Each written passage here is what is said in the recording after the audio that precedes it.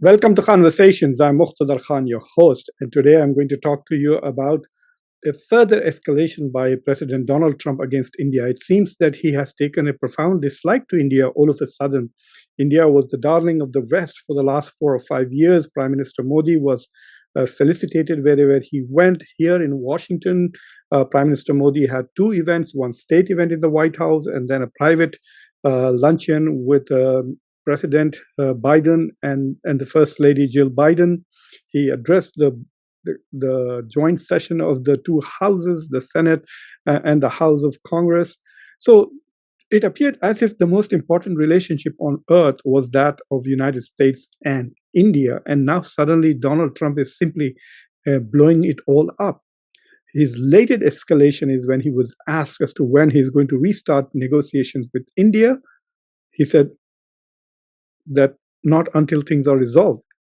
How are things going to be resolved if you do not renew the dialogue? He has halted the trade talks that were going on between India and the US. And according to many reports, including the one published by Politico, that they were very close to coming to a deal. But Donald Trump has decided to move away, and he's targeting and is taking out all his frustration about his inability to stop the Russia-Ukraine war on India.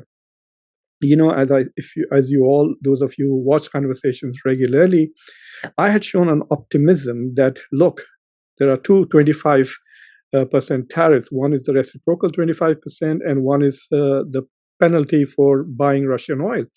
And I was under the opinion that India has until 27th of August to resolve this issue. But Donald Trump is scheduled to meet with Putin before that. And if God make it happen, if there is a ceasefire or some kind of peace announcement, then the penalties on India for buying Russian oil will become moot, because now Europe will also rush to buy Russian energy once there is a ceasefire. So that 25% would go away, and the second 25% would go away once the dialogue continues, because the trade talks were still ongoing. So I thought there was still hope that India would eventually end up with maybe 15% tariffs. But now, if there are going to be no trade talks, and Donald Trump is demanding certain concessions from India, which I guess at the moment India is not ready to make, then we have an impasse, and that is worrisome. So today, very briefly, I'm going to talk about this escalation and the recent responses from Prime Minister Modi, which are mostly diplomatic and domestic. But before that, please subscribe to Conversations, like this video, press the bell icon, and don't forget to share this video with your socio-political network.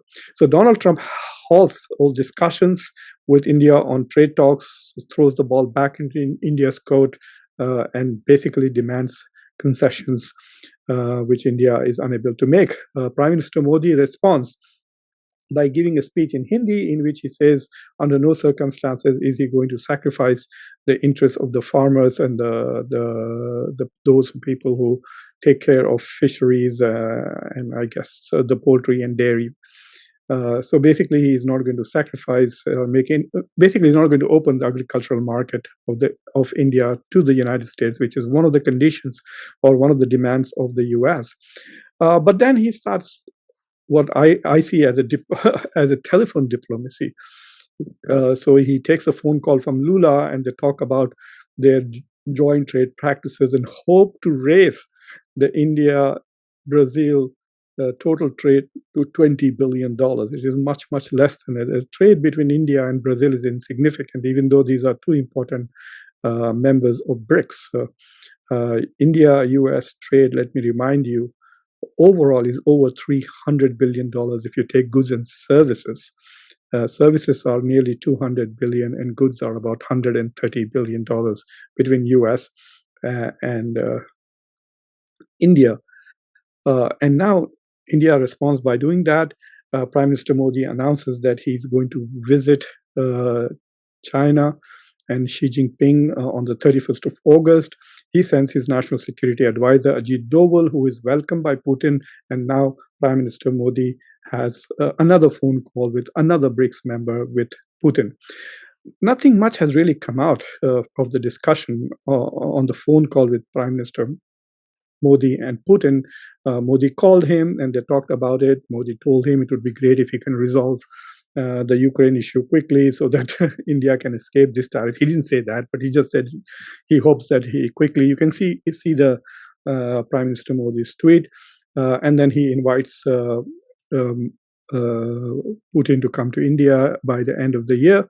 There used to be regular India-Russia summits, which have basically not happened since 2018 or 19, and India did not renew them after COVID because India was basically trying to become part of the West and hanging out with France and buying weapons for France, voting in favor of Israel every opportunity that it got, and then coming to the US, dialogue, Quad, and all of these things. So India was rapidly moving towards the West, towards the United States, and away from China and BRICS and others. But that's why there was no Russia-India summit even in 2021 or in 22. But then the war started after that, and India discontinued that. That was another way of distancing itself from Russia. But India now invites Putin back. I find this very interesting, and it kind of belies India's big talk about being a major power in the world and being strategically autonomous. India seems to be running from one superpower to another. Now that it has been kind of pushed away by the United States, it seems that it cannot stand alone. It is now running towards the other end, towards China and towards Russia. In my previous show, I was telling you as to how Dr. Jaishankar met with Wang Yi and Xi Jinping just couple of weeks ago in China, and did not bring up China's role in Operation Sindoor, where China was fully aligned with Pakistan against India. India pretends as if China did nothing in order to improve relations with China, because now it has been pushed away by the US. So India seems to be running from pillar to post. Either it's moving towards the West and away from Russia and China, and now moving back rapidly. Prime Minister Modi is going to China for the SCO summit. But remember, when India was the chairman of the Shanghai Cooperation Organization in 2023, and it was supposed to host it, India diluted the entire SCO by making it virtual, literally stabbed the whole SCO in the back, undermined it, prevented people from different countries. It would have been a great opportunity for Putin to meet Xi Jinping and Modi in India in 2023. It would have been a great opportunity for other leaders to meet, but India completely ruined the SCO that year by making it a virtual summit. And then last year, Modi did not go to the SCO summit. But this year, now he's going, and it's in China. Some diplomats are suggesting that Modi is going to SCO because next year BRICS will be in India, and he really wants Xi Jinping and Putin both to come to India, because that's one way of showing to America that India is not alone. Because one thing you must remember, during Operation Sindoor, in spite of everything, India was left alone. Nobody stood with India. At least Azerbaijan, Turkey, and China were so firmly in Pakistan's camp during Operation Sindoor and subsequently in their voting pattern.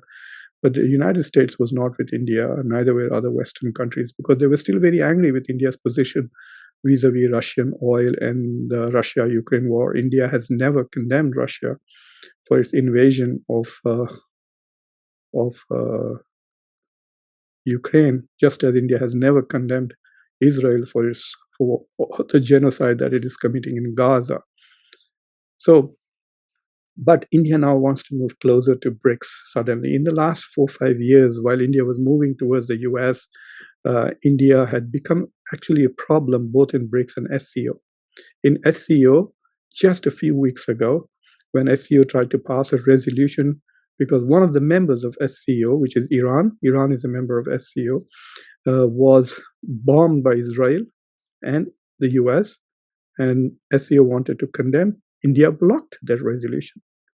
A lot of people in India think it's because of Pahalgam. That thing happened later at the Defense Ministers Summit, but the resolution was proposed before that. All members of SCO voted to condemn the US and Israel for attacking Iran. But of course, India, the voice of the global South, actually speaks for Israel and the United States and blocked it. And India continued to do that in the UN Security Council, in the UN, in SCO, in BRICS.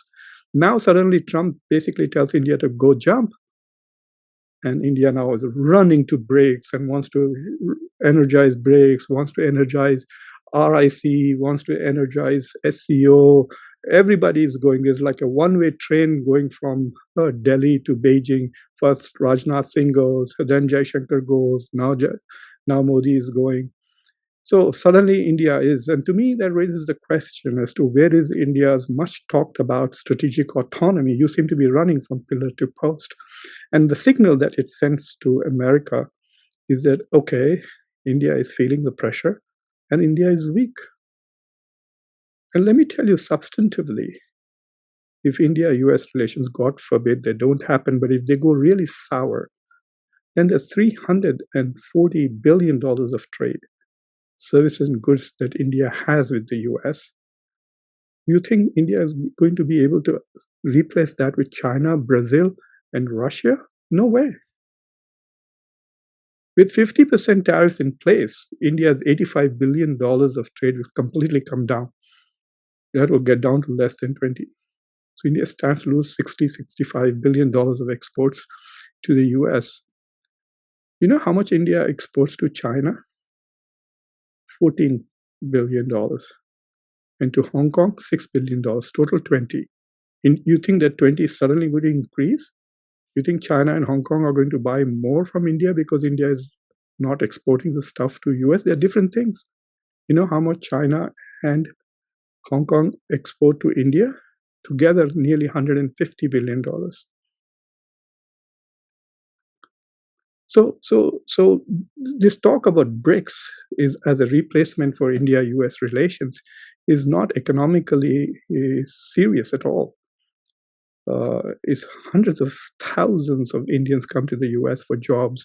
Hundreds of thousands of Indians come to the US to study. There's so much of talk of investments, etc. None of those are replaceable by BRICS. Do you think everybody who's coming here to American university will start going to Brazil, Russia, or China? You will have linguistic problems. So in real substance, I don't think that India's swing towards BRICS SCO as a move against the US is going to be a substantive move. India should have remained in BRICS from the very beginning and not stabbed the BRICS in its back, not stabbed SCO in its back in order to just make Israel happy. A lot of Indians, the smart ones, think that, oh, if we suck up to Israel, then through Israeli lobby, we will have influence on American foreign policy. Clearly, that is not working. So I think we have reached a watershed moment in which Donald Trump, if he does not reverse his trajectory of being very tough on India, I'm hoping that a quick ceasefire, an early ceasefire between Russia and India will perhaps soften the tension between India and US. But I was talking to some analysts today who are in the know a bit about the Trump administration, and they were telling me that the Trump administration actually has downgraded India as a strategically important player because they feel that they want to directly deal with China. So if you notice that in the past few days, people have repeatedly asked this question. They have asked this to Scott Bessent on Fox News, and they've asked this question to Donald Trump directly as to why you are imposing tariffs, penalties on India, but not on China, who actually buys more oil from Russia. And the answer that is coming from the US is, look, we have a deal on the table with China, which we are about to finalize. On top of that, Scott Bessent gave a very interesting answer. He went back into history and he said that, look, in the past, our economic competitors were our allies, Japan, Germany, Europe. But our geopolitical opponent was the Soviet Union, which was not a great economy, which is true. But this is for the first time that the United States has a challenger, a peer competitor, who is a geopolitical opponent as well as an economic opponent in China.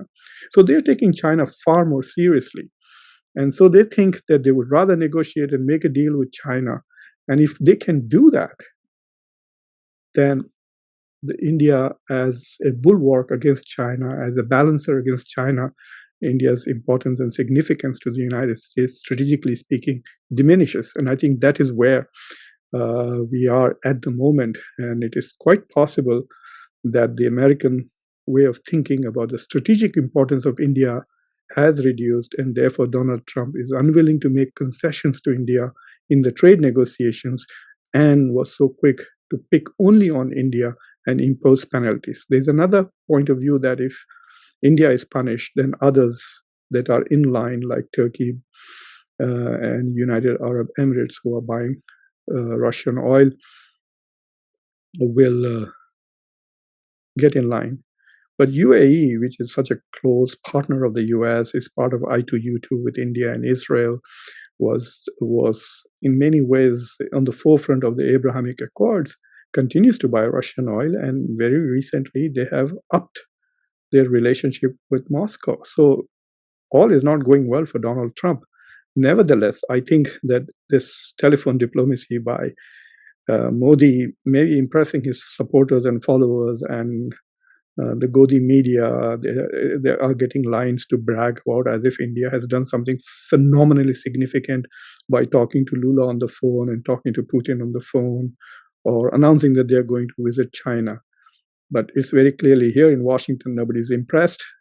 Donald Trump certainly is not. Thank you for watching Conversations. And like I said before, if you have not subscribed to the channel, please subscribe to the channel, like this video, press the bell icon, and don't forget to share this video with your socio-political network. Until next time, I'm your host, Muqtada Khan.